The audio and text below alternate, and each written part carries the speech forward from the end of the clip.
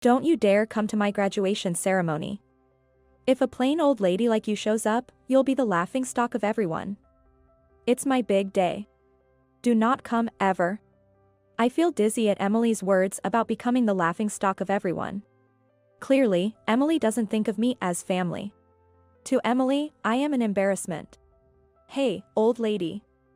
Where are you right now? The moment I answered the phone, Emily's shrill voice pierced my ears. Emily speaks rapidly, her voice laced with panic. It seems she's in a state of panic. Leaving such a ridiculous note, you think you'd be forgiven? Where are you now? Come back home immediately. I can hear Alex's voice too. They are both frantically worried. My name is Rachel. I'm a 39-year-old part-timer. I've been juggling part-time office work at a local real estate agency with raising my daughter Emily and managing household chores for over a decade. I married Alex 12 years ago. Alex had Emily from his previous marriage. I met Alex at the workplace where I worked before getting married. Back then, I was employed at a construction company, and Alex would come in to do sales. Our company was strict with suppliers, but I had a good impression of Alex, who always came with a smile and a positive attitude. I once recommended the products Alex was selling to my company. I wanted to be of help to him.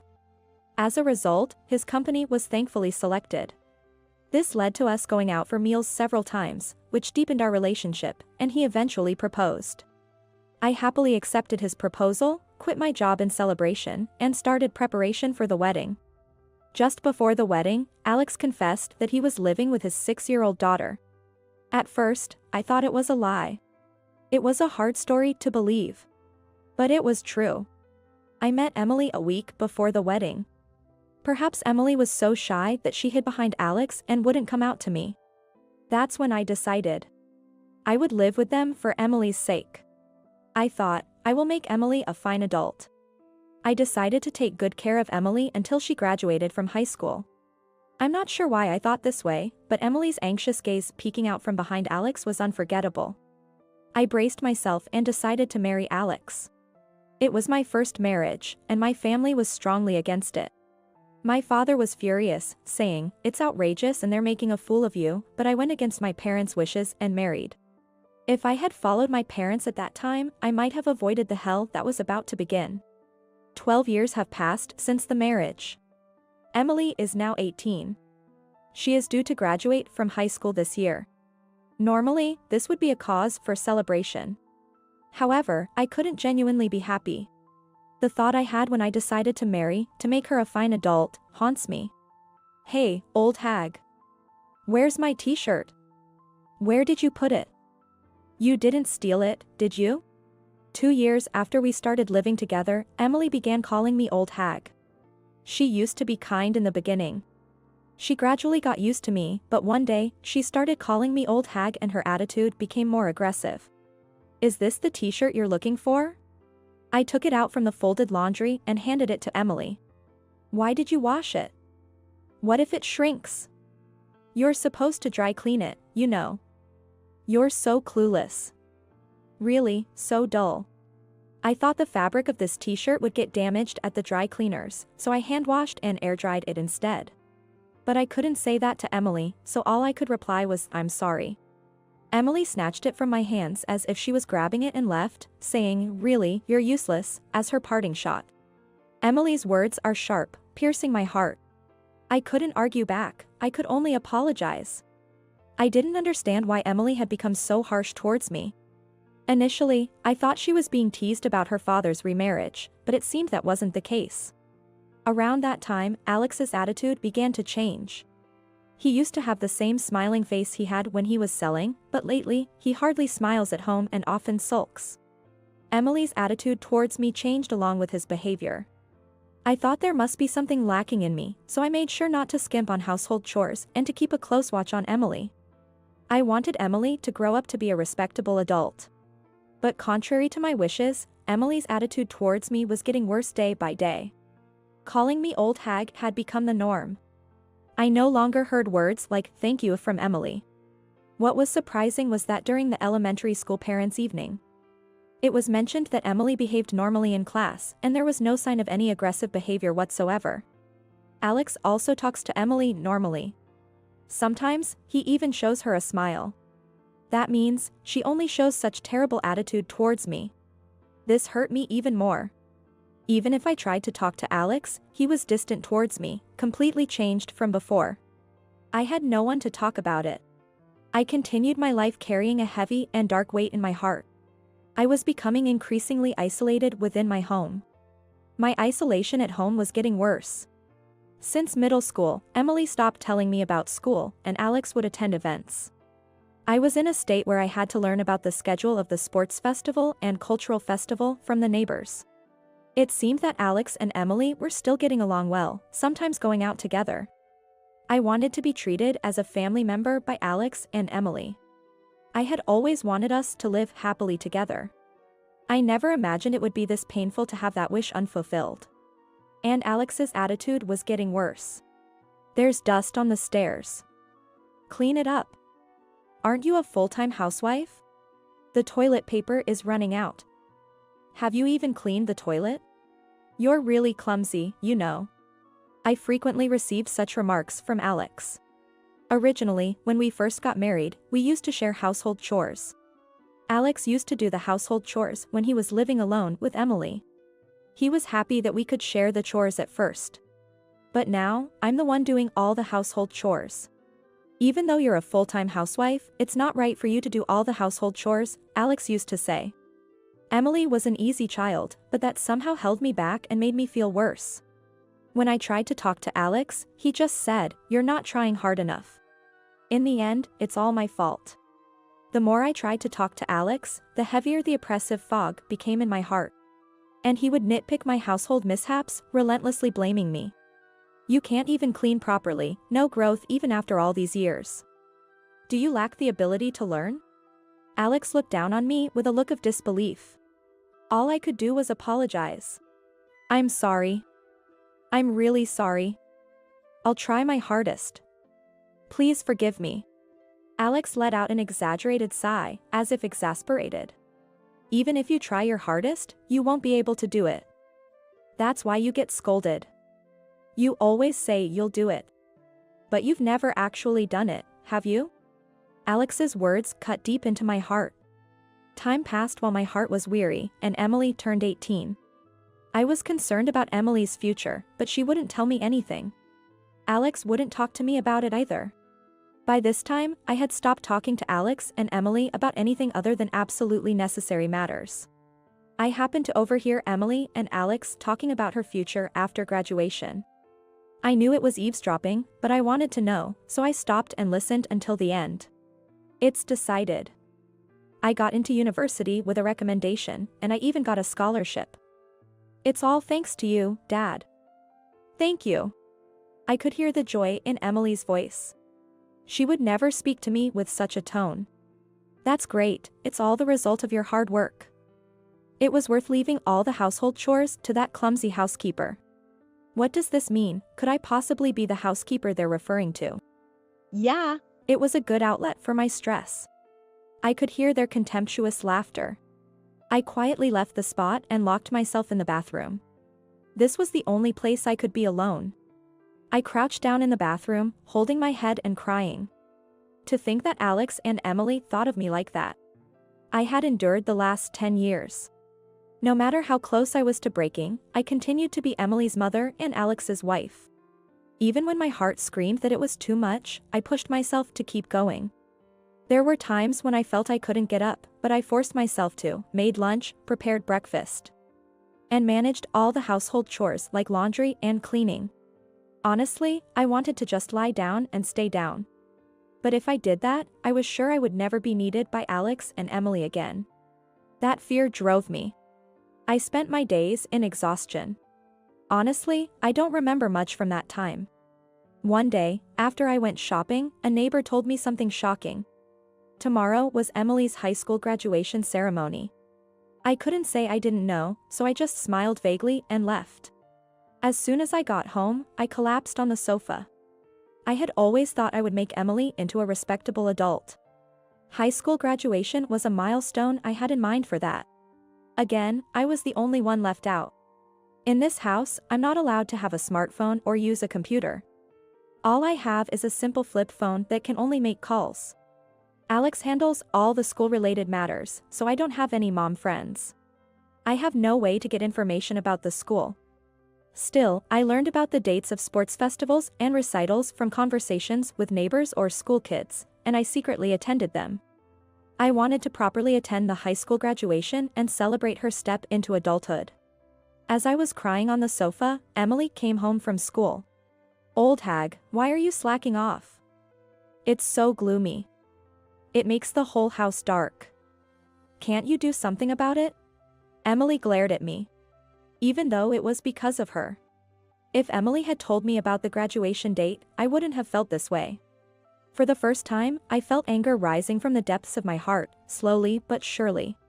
"So, I hear the graduation ceremony is tomorrow. It seems you didn't bother to tell me," I asked Emily, embedding my question with feelings of reproach. Emily seemed a bit taken aback by my confrontational words, but she exaggerated a sigh as if to cover up. "So what? You're not coming to the graduation ceremony anyway, so why do you need to know the date?" I tilted my head in defiance at Emily's words and said, "What? I never said I wouldn't go to the graduation ceremony. Don't come. If a plain old hag like you shows up, you'll be the laughingstock of everyone. It's my big day. Do not come ever." Emily's words about becoming the laughingstock of everyone made me dizzy. Clearly, Emily doesn't think of me as family. To Emily, I am an embarrassment. I had hoped for an exception this time, but I was not forgiven. Emily's words, "Do not come," pierced my heart. Emily had made it clear that I was nothing more than a nuisance. That night, Alex came home with his suit in a dry cleaner's bag. It seemed he had taken his suit to the cleaners without asking me. Alex obviously knew about Emily's graduation ceremony. Seeing me look at the suit, Alex said, "I guess Emily didn't tell you," and smirked at me with pity in his eyes. Indeed, I am the least needed in this house. I thought I was part of the family, but that was just my wishful thinking. At that moment, I realized my heart had reached its limit long ago. So, I decided to end my role as a family member. The next day, Alex and Emily left together for her high school graduation. I was left behind, as usual. Moreover, Alex told me, "We'll eat out tonight, so don't bother with dinner." I wasn't invited. The old me would have silently endured such treatment. But those days are over today. I had decided to leave this house. I made up my mind the night before. As soon as the two of them left the house, I packed my bags, left a note, and walked out. I could no longer be a family with Emily and Alex. I decided to seek refuge at my parents' house, a 2-hour train ride away. At my parents' house, I would prepare to sever ties with Alex and Emily. In the note I left behind, I wrote that I wanted to end my relationship as a family, live on my own. And that I wished to discuss details through a lawyer. I hadn't found a lawyer as of yesterday, but I was sure my father could recommend one. My family has been affluent landowners for generations. My father owns quite a bit of real estate and is known as a person of distinction in the area. He must have lawyer acquaintances. When I was at my parents' house for the New Year's greetings, I met a lawyer. Besides finding a lawyer, I needed to sell the house where Alex and Emily still lived. That house, built on land owned by my father and constructed with money he provided as a wedding gift, belongs to him. I had been gradually repaying my father with the money I earned from my part-time job in real estate. This real estate job was also something I got through my father's referral. The house, including both the building and the land, is owned by my father. Legally, it's registered in his name. At the time, Alex probably thought the house was a gift and never questioned the ownership. Likely, he was too afraid to upset my father and risk losing the gift. Alex is extremely timid at home. He's aggressive towards those below him but ingratiates himself with those above. I shared the events that led to this moment.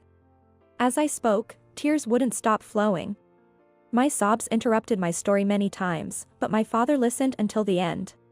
I saw tears in his eyes too. I was relieved that he didn't criticize my decisions back then. In the end, he simply said, "You've had a tough time." Afterward, my father made several phone calls, and soon, lawyers and real estate managers were at our house. Everything happened quickly after that. It was decided that the house would be demolished. The demolition was scheduled for a week later. In the note I left, I wrote, "Please move out within a week." My father commented sarcastically, "That's quite kind of you." But I just didn't want to deal with complaints later on. The week passed as I consulted with the lawyer about the divorce. I also told my mother about the divorce, and we cried together. I'll never forget the moment my mother's face turned fierce for a second. My father and I also discussed my future. Above all, I needed to establish a new life foundation. It honestly took a lot of courage to tell my parents, and it was hard, but once I did, I felt lighter and was able to sleep soundly for the first time in 10 years. A week passed relatively peacefully at my parents' house, and then my phone rang. As expected, it was Emily. To be honest, I didn't want to talk. Recalling Emily's past treatment brought back a dark stain on my heart. I decided to ignore the call. But the calls kept coming, both from Emily and Alex. They must have been calling about the note. Perhaps the demolition company had contacted them. For 10 years, Alex and Emily have been calling me old lady and hag. They have been exploiting me. I had endured such inhumane treatment for too long. The thought of dealing with them again sent shivers down my spine. But I couldn't keep running away. I needed to settle the past to move forward. And I couldn't feel at peace if I just kept running away. After all the mistreatment, I had to give Alex and Emily a piece of my mind. With resolve, I answered the phone. "Hey, old lady. Where the hell are you?" As soon as I pressed the call button, Emily's shrill voice pierced my ears. Her tone was rapid, tinged with panic. It seemed she was in a state of panic. "Leaving such a ridiculous note, you think you'd be forgiven? Where are you now? Come back home immediately." I could hear Alex's voice too. Both were in a frenzy. I imagined Emily returning from the graduation ceremony. Coming home to no old lady to vent her stress on must have been a shock. Especially finding a note saying she's divorcing and needs to leave the house. Anyone would panic, not just Emily. And all this on the day of her grand graduation. Emily's panic almost made me chuckle. Who is this?" I asked, feigning ignorance. Emily was taken aback by my unexpected response, stumbling over her words. I hung up the phone. Then, I called the real estate management company to confirm when the demolition would start. It was scheduled for tomorrow, as planned, and Alex had been informed. I requested to postpone the demolition to the day after tomorrow and asked them to inform Alex of the one-day delay. A day's grace was granted. I expected Alex would come here. That's when I would deliver a decisive blow to Alex and Emily. They called me dozens of times, but I ignored every call. The next day, around noon, I heard the doorbell ringing. There was also the sound of knocking on the front door. It must be Alex and Emily. They probably wanted to come earlier, but due to poor connections, it could take an incredibly long time. Alex and Emily arrived, panting heavily. They must have been in quite a rush. I had arranged beforehand for my parents to stay back, so it appeared I was the only one at home. I led Alex and Emily to the living room. Alex entered the house nervously. It's because he's intimidated by my father. My father is a wealthy landowner and a prominent figure in town. Moreover, he has a commanding presence. To Alex, he must seem like someone of a higher status. In contrast, Emily isn't daunted at all. She seems fully intent on overpowering me and taking me back. Emily slouched in the living room chair, crossing her legs with a thud. While folding her arms, she silently gestured for me to sit opposite her. I prepared tea with leisurely movements and took my time to sit down slowly across from them. Emily, growing impatient, addressed me. "What is all this about?" Alex, sitting next to her, placed the note I had left on the table. I didn't react, just silently stared into Emily's eyes. Emily looked away first, then laughed awkwardly as if to dispel the discomfort. "What was that 'who is this' yesterday? Your acting was terrible." I continued to stare silently at Emily. Feeling uncomfortable under my gaze, she shifted in her seat and continued. "Sorry, but it's impossible for a clumsy old lady like you. You can't live without relying on us. You're just trash." I almost reacted to Emily's harsh words, but I held back. Because I noticed a tremble in Emily's voice. She must be bluffing quite a bit. Alex has been silent up to this point. He's probably just watching how things unfold. Don't be stubborn, just come back home. Emily is berating me with harsh words, trying to confuse and bring me back home. The more agitated Emily became, the calmer I responded. I don't have a family, do I? Oh, I have parents, but you two aren't my family, right? Emily, for her part, must be feeling cornered. She began to speak in a raised voice. What are you talking about? Dad and I are your family. Right, Dad? Emily, feeling disadvantaged on her own, sought help from Alex. Alex glanced around nervously, and upon confirming they were alone, he seemed relieved and started talking to me. That's right, you can't live without us, just like Emily says. So you're coming back. With my parents out of sight, Alex suddenly started acting arrogantly. Looking back, I wonder how small-spirited a man he is. Didn't you hear that? I have no family. I responded firmly. No matter what Alex and Emily said, I continued to treat them as strangers. Neither Alex nor Emily is my family. If they were family, they wouldn't treat me like a slave. A family should support and help each other, especially when someone is in trouble. But Alex and Emily were different. They treated me as a servant and an outlet for stress for 10 long years. Alex and Emily insisted that this was normal. They didn't realize how terrible and wrong it was. They oppressed me without realizing it. I'm amazed I endured it for 10 years. I'm impressed with myself. It all started when I saw Emily peeking from behind Alex. I was bound by the promise I made to myself to raise Emily into a respectable adult. For this promise, I devoted myself to Alex and Emily with all my might. That's why I endured until her high school graduation. I had decided that Emily's graduation and departure from high school would mark the end of my commitment to her. I hoped that by then, Alex and Emily would have a change of heart and improve their attitude towards me. Naturally, Alex and Emily betrayed my expectations, leading to this situation.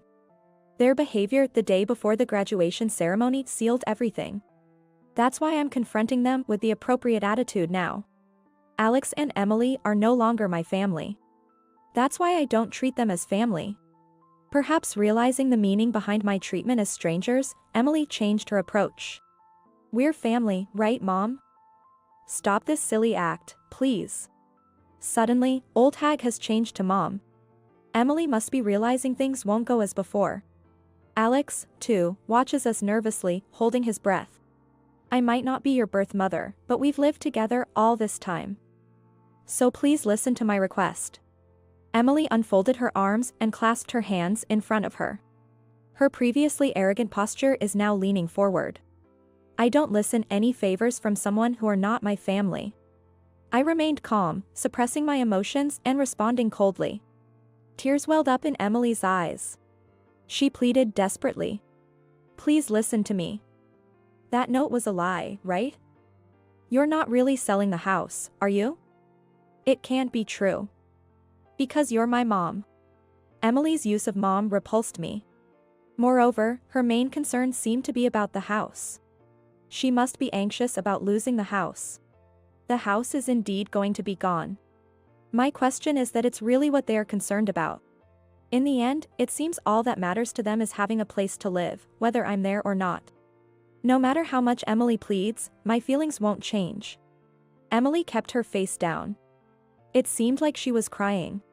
What kind of joke is this? Seriously, cut it out with the snide attitude.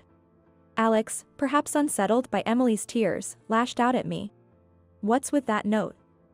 Come back immediately and stop the demolition. Alex ranted angrily in a rapid-fire manner. I can't do that.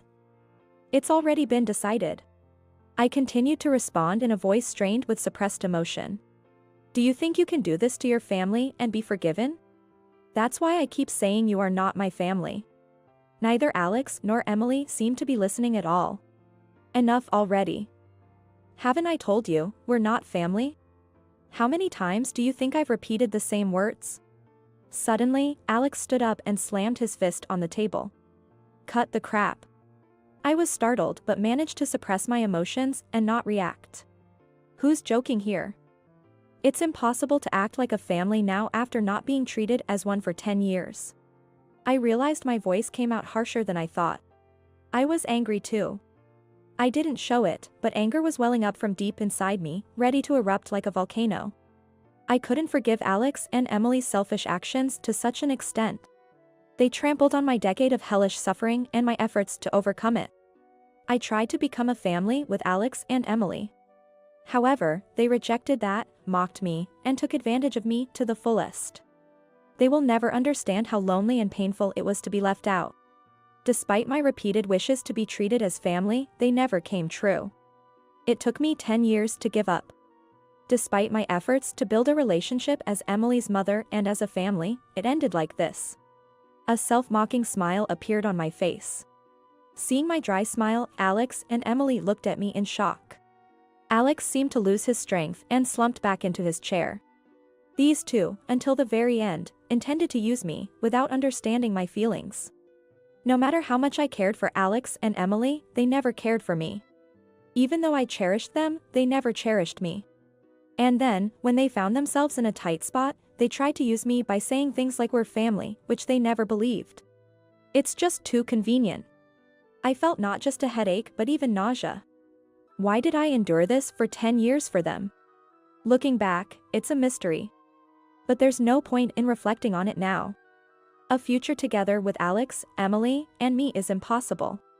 All I can do is make Alex and Emily acknowledge their guilt and atone. I no longer expect or trust anything from Emily or Alex.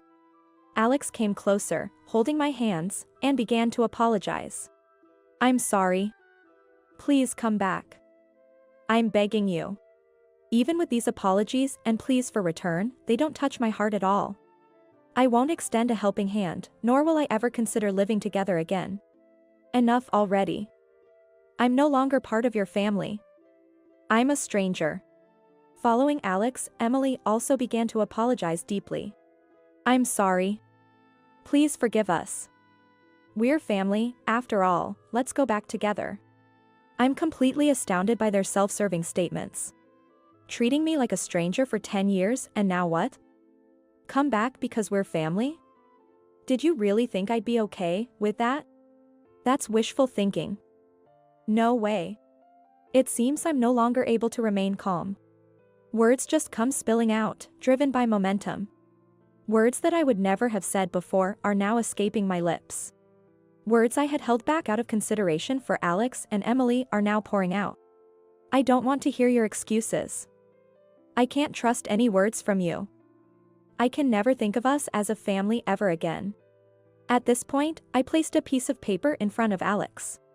It's a divorce petition. Of course, I already submitted it to courthouse.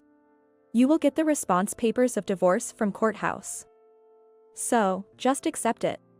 Alex was shaking his head vehemently. Then, Alex showed me a smile. Think it over, will you? Please? I was dumbfounded by Alex's inability to face reality. Such a small-minded man. I had always misunderstood Alex's ingratiating smile. The smile he showed when we first met was actually a sleazy expression of sizing someone up. I mistook it for a kind and friendly smile. It infuriates me even now, thinking back. I stood up and called my parents who were in the back. My parents, Tom and Emma, appeared in the living room. Alex's mouth was agape as if his jaw had dropped. "Oh, Tom." My father glared sharply at Alex. My mother also had a stern look on her face. Just being glared at, Alex shrank and hunched his shoulders. "I'm very sorry." While apologizing, Alex made Emily apologize as well. "I apologize for the trouble caused by Rachel's misconduct, troubling both of you. I thought I had misheard." My misconduct? Is Alex still trying to evade responsibility at this point? My father's eyebrows twitched slightly. But my father remained silent. Rachel left the house on her own accord. We were just trying to persuade her to come back, right, Emily? Alex was prompting Emily to agree with this nonsensical story. Rachel's misconduct? Don't joke with me. My father's loud voice echoed throughout the house. The windows rattled. Alex and Emily let out a small eek and held their breath.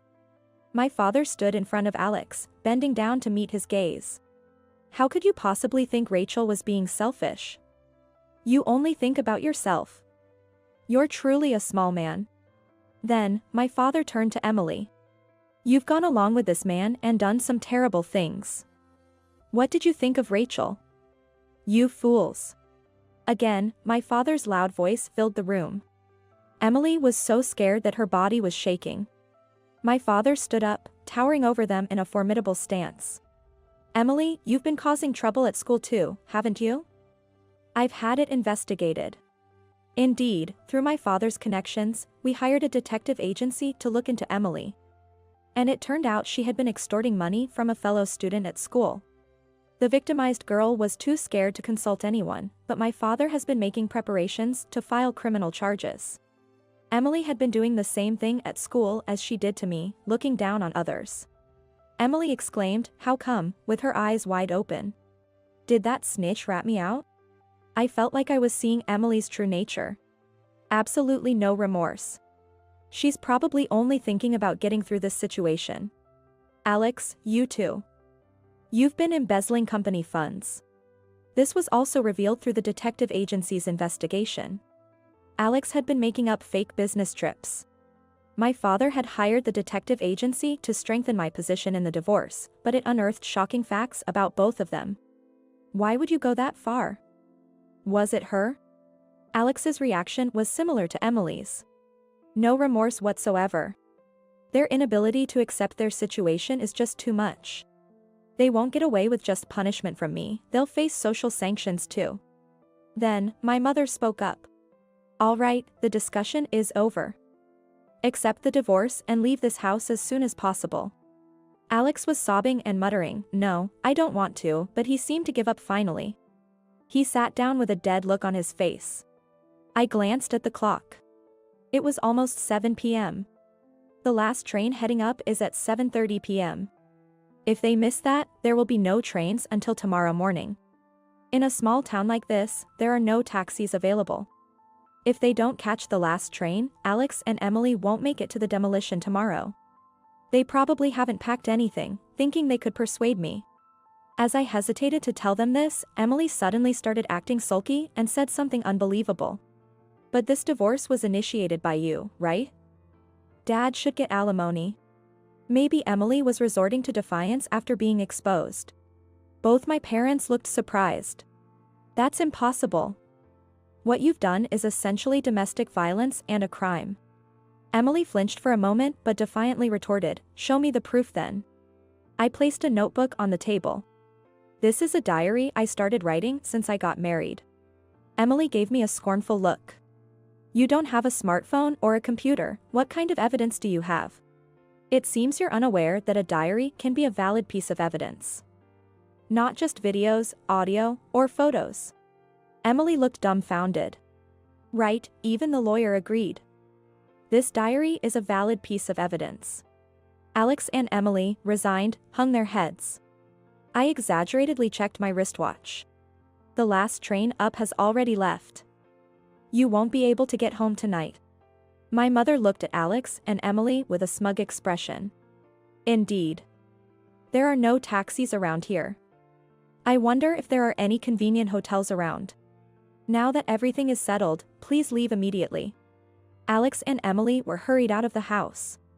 From the second-floor balcony, I could see them rushing towards the station, probably unable to believe how early the last train was. Watching Alex and Emily's flustered departure, I felt the sediment that had accumulated in my heart begin to wash away. Some loose ends remained, but I felt a sense of closure. Alex and Emily, having missed the last train and unable to catch a taxi, ended up walking for about an hour to a hotel where they stayed the night. The next day, when they got home, the demolition was already underway, but they managed to salvage only their clothing. In fact, I had temporarily stored the furniture, appliances, and my personal belongings in a warehouse, but I didn't inform Alex and Emily about it. Later, I received a report from the lawyer that the divorce proceedings, including the claim for alimony, had been finalized. Alex was reluctant to pay the alimony, but after some pressure was applied to his company, he agreed to the payment. According to the detective agency, Alex was fired from his company for embezzlement. Emily ended up involved with the police, and not only was college out of the question, but she was also expelled from high school. Alex, having lost his job, could only afford to rent an old, cramped apartment far from the station. He now lives there with Emily, who dropped out of high school. The detective agency reported that Emily was blaming everything on Alex, and Alex was constantly criticizing Emily. They never stopped arguing. Having quit my part-time job at the real estate agency, I was unsure about my next career move. Then, my father suggested I help with the family business. And I ended up working for a management company dealing with resort real estate owned by my father. Being in a resort area, it's quite different from city life, but being surrounded by nature has been a refreshing change. I also started keeping a dog, so I don't feel lonely living alone. For now, this dog is all the family I need. I plan to live a relaxed life, just me and my dog.